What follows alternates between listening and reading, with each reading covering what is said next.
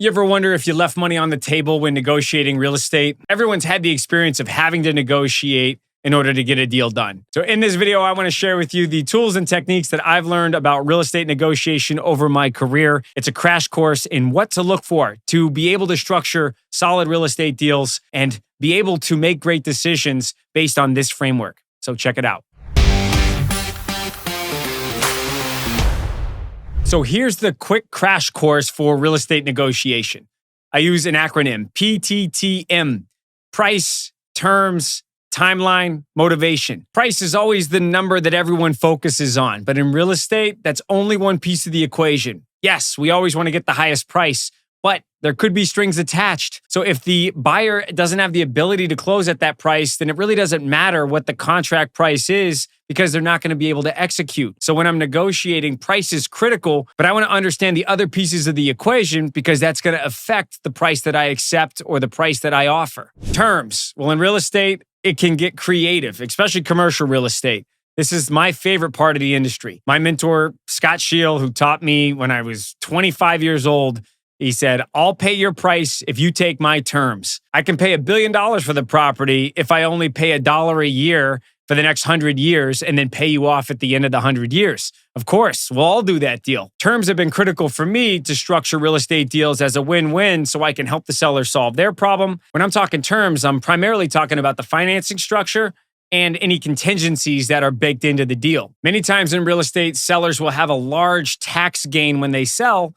And when I'm able to structure an acquisition with an installment sale where the owner carries the mortgage, then they're able to defer taxes and I'm able to structure the interest rate lower than market interest or defer payments on that mortgage to the owner in order to stabilize the property so it cash flows. Then the price that I paid, even if it was a little bit higher than what the property's worth, would be achievable. Now I have the right terms to position the property to be able to create that price even though I paid a little more up front. And then when it comes to contingencies, when I'm selling a property, someone puts a 30-day close, no contingencies. They put up $100,000 earnest money that goes hard day one, non-refundable. I know that buyer is going to close. So I'm going to take a bit of a less of a price because I know for sure that they're going to close or I get to keep their deposit. Timeline. Real estate tax is highly contingent upon timelines. So sometimes structuring a sale longer term, in 6 months to close right after the first of the year, may help that seller plan or structure the tax implication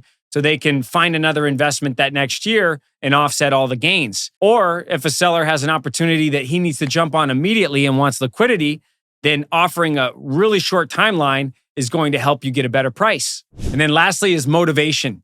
So underneath it all, this is the denominator of the whole equation. Motivation drives transactions. Motivations drive creativity and flexibility.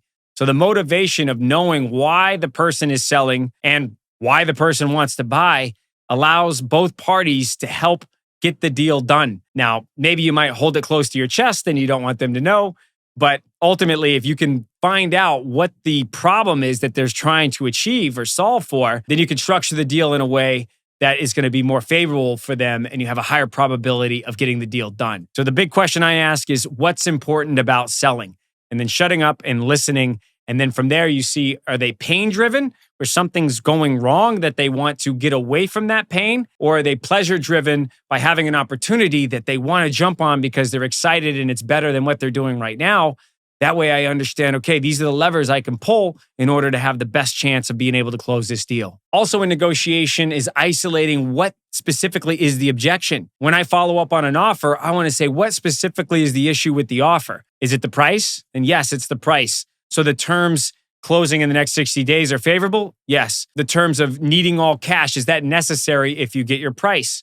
And then I'll know, well, maybe, maybe not. And then I can structure the deal accordingly based on what's important to the person when trying to get the deal done. Because if I know if price is the most important lever, then I say, if I offer you terms, would you take a bit of a higher price? If I know what the most important lever is, then I could say, well, what if I could give you a higher price if you were to offer terms? Now we can discuss structuring the deal in a different way rather than, I don't like the price, the negotiations are over. Or the alternative, if I was able to close in 30 days, would you discount the price? This opens up the door to negotiation and finding a way to get the deal done. And then some side tips that I've learned over the years is real estate doesn't move fast.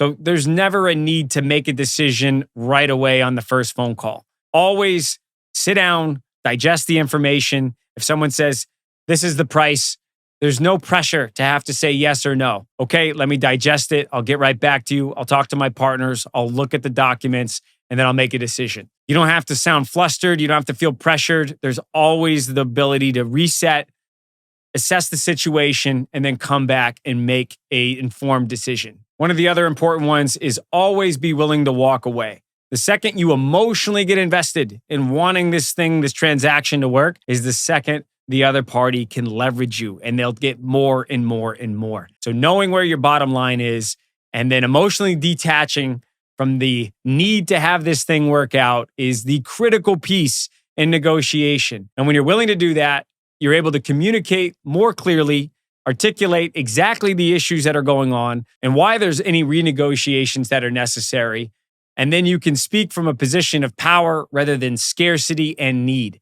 People can feel it, and then it kills deals. But your ability to walk away and let go, it helps keep deals alive, and it also helps each person actually work towards achieving the problem instead of the emotional fear of losing. So the bottom line is real estate negotiation is like a puzzle. Price is only one piece of it. Terms, timeline, motivation are all necessary in order to put together a great real estate transaction. Next time you're in a real estate negotiation, try this framework out, and you may find out you can save tens of thousands, if not hundreds of thousands of dollars, or structure a deal that can build you massive wealth.